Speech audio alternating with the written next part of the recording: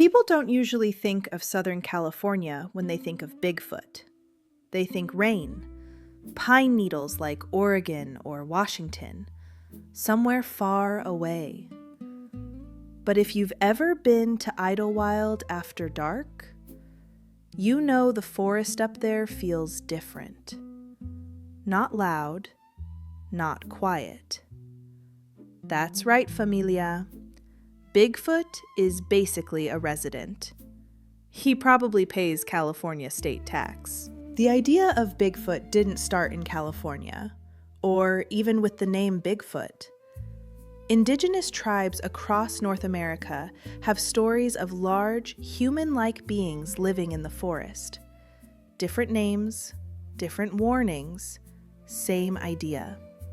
Something tall, hair-covered, solitary, and very clear about one thing. You are a guest in its territory. The modern Bigfoot legend really took shape in the 1950s, when massive footprints were found near logging sites in Northern California. The name stuck, the story spread, and once people started looking, they didn't stop finding them. Let's talk the hotspots. Yosemite National Park, Sequoia National Forest, Donner Pass, Lake Tahoe region, Kings Canyon. Everything from hikers to rangers to traumatized campers claim they've seen huge footprints, shadowy figures behind trees, glowing eyes, giant silhouettes moving between the redwoods. If you hear a branch snap behind you when you're alone, it's either Bigfoot or the mountain lion that's been following you the last half mile. Either way, run, boo. Now this is the good stuff. In the 1970s, 2 hunters near the Sierra Nevada recorded some of the creepiest audio ever captured. High-pitched whoops, deep growls, and a language nobody could identify.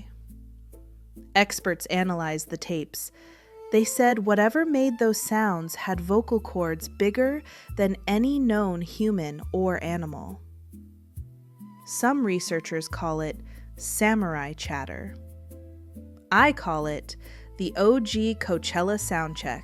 Park rangers, who usually do not exaggerate, have reported seeing massive figures at dusk, boulders being thrown from unseen locations, trees shaking, entire deer carcasses disappearing.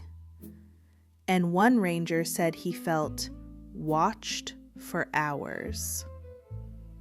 Look, if even the rangers are scared, that means we're dealing with something serious.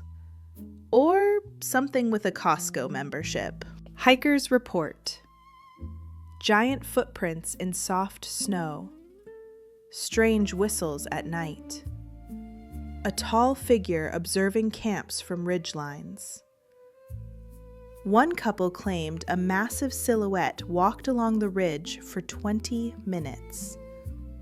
Imagine being stalked by a cryptid who refuses to mind his own business. That's not paranormal. That's Latino family energy. In Tahoe, fishermen report seeing shapes underwater, tall figures crossing highways at night, and cabins getting pounded on at 3 a.m. Bigfoot knocking on your door at 3 a.m.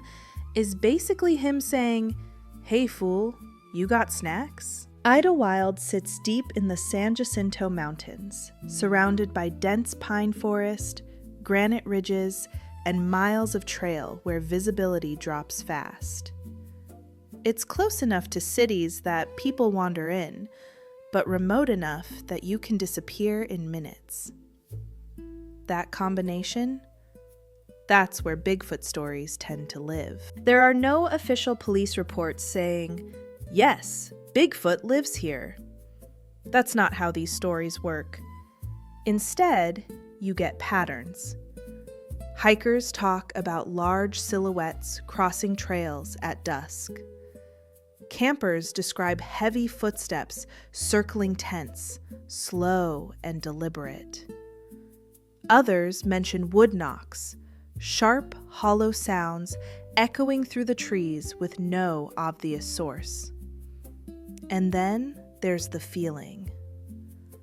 That sudden awareness that you're being watched by something that doesn't want to be seen. Locals don't usually call it Bigfoot.